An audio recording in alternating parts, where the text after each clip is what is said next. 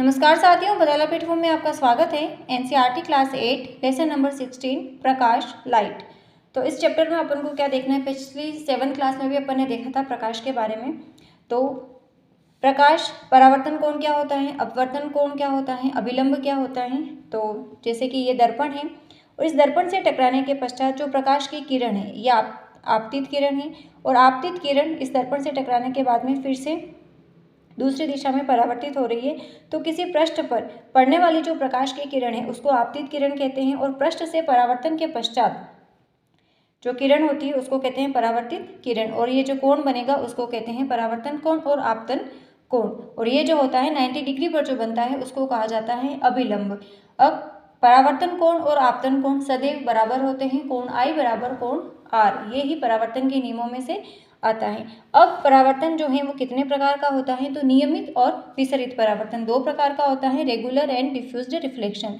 तो फर्स्ट देखते हैं रेगुलर रिफ्लेक्शन।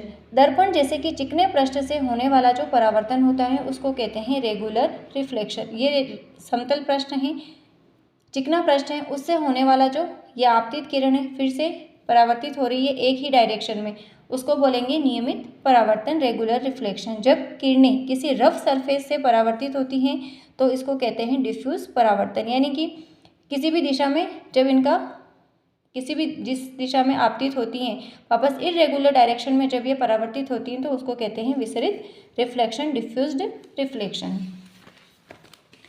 अब अपन को क्या देखना है, हमारे नेत्र की संरचना, आँख की स्ट्रक्चर क्या होती है, आँख की संरचना। अपना जो नेत्र है उसकी आकृति कैसी होती है, लगभग गोलाकार होती है और नेत्र का जो बाहरी आवरण होता है वो सफ़ेद होता है और ये कठोर होता है। ये जो सफ़ेद आवरण है नेत्र के आंतरिक भागों की सुरक्षा करता है, उसको चोटों से बचाता है। अब ये अपने नेत्र का स्ट्रक्चर है, ये गोलाकार होता है, ये काचाभ द्रव भरा हुआ होता है, इसको कहते हैं परितारिका या आइरिस। अब यहाँ पर क्या होता है, ये प्यूपिल है, प्यूपिल जिसको पुतली कहते हैं, और ये होता है अपना लेंस और इसके अंदर द्रव भरा हुआ होता है।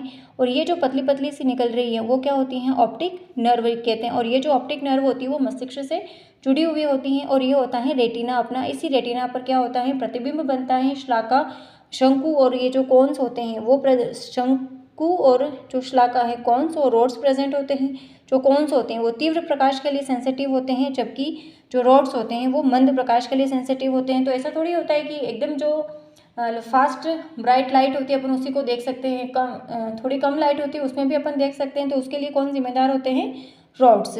अब कॉर्निया जो होता है क्या होता है, कॉर्निया पारदर्शी होता है, यहाँ पर प्रेजेंट होता है अपना कॉर्निया। ये कॉर्निया क्या होता है, पारदर्शी होता है। ये कॉर्निया जो लाइट आती है अपनी आँख में प्रवेश किसके द्वारा होता है, कॉर्निया के द्वारा ही होता है।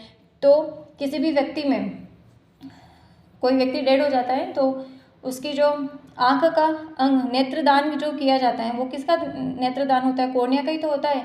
व्यक्ति की मृत्यु के पश्चात 24 घंटे तक कॉर्निया जो होता है वो जीवित रहता है, उसकी जो सेल्स होती है वो तो कॉर्निया पारदर्शी होता है और जो पारदर्शी होगा उसी में तो से तो लाइट होकर के प्रवेश करेगी। और तो ये यही लिख रखा है। और ये जो परितारिका होता है आइरिस, वो ही अपनी जो आंखें होती है उसको कलर प्रदान करने का काम करता है। विभिन्न प्रकार के लोग होते हैं, सभी की आंखें क्या सेम थोड़ी ना होती है, किसी की ब्राउन होती हैं, किसी की एकदम से डार्क ब्लैक होती हैं, किसी की नीली आंखें होती हैं। तो ये किस पर डिपेंड करता है, ये डिपेंड करता है आइरिस पर। तो एक PDF की फॉर्म में देख लेते हैं कि नेत्र का बाहरी भाग व्हाइट होता है, नेत्र के सबसे ऊपर का जो पारदर्शी भाग होता है उसको क्या बोलते हैं, कॉर्निया। कॉर्निया के पीछे गहरे रंग की मसल्स की संरचना होती है जिसे कहते हैं आइरिस। ये जो मसल्स दिख रही है ना ब्लू ब्लू कलर की, उसको क्या कहते हैं, ये आइरिस। ये आइरिस ही आंखों को रंग प्रदान करती है। इस आइरिस में एक द्वार होता है जिसे क्या कहता है, जिसे कहते हैं प्यूपिल। जैसे ये गेट खुलता है ना उस तरीके से दिखाई दे रहा है, उसको क्या कहते हैं, प्यूपिल।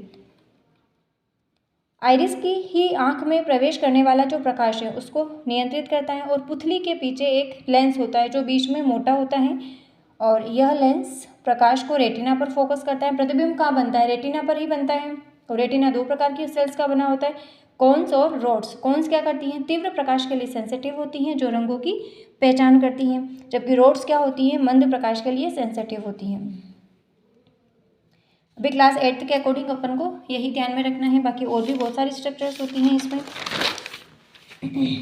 अब ये जो रेटिना है, नर्व सेल मस्तिष्क को जाती हैं, जिन्हें ऑप्टिक नर्व कहते हैं। रेटिना पर प्रतिबिंब का जो प्रभाव होता है वो वस्तु के हटा लेने पर तुरंत समाप्त नहीं होता है।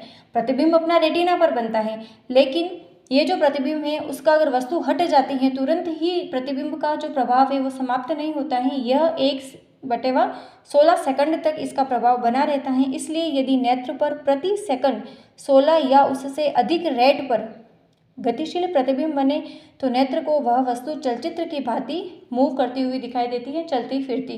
जो सिनेमा होता है वो इसी बेस पर वर्क करता है। सिनेमा में पर्दे पर जो भी अपन को प्रतिबिंब वगैरह होते हैं वो इसी पर वर्क करते दिखाई देते हैं।